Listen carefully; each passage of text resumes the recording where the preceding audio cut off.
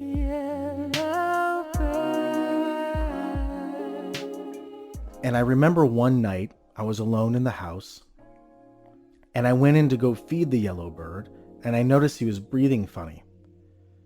And he looked like he was on his last leg. He looked like he was dying. And he only had one eye working at this point, so one eye was squinted, the other one was just looking at me with a side eye. And I went in, he let me feed him. He ate out of my hand. And I noticed his breathing got worse. So I tried, I pet him on his head. He let me pet his head. And he seemed so fragile. And then he laid himself on my hand. He was still alive. He just sort of leaned into me. And now I'm just holding this little yellow bird as he's breathing, and the breaths are getting shorter. But he seems calm and scared at the same time.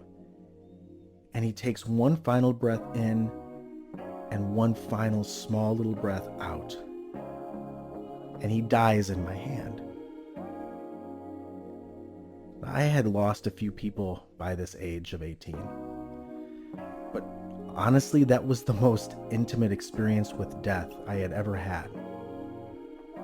With me and the yellow bird.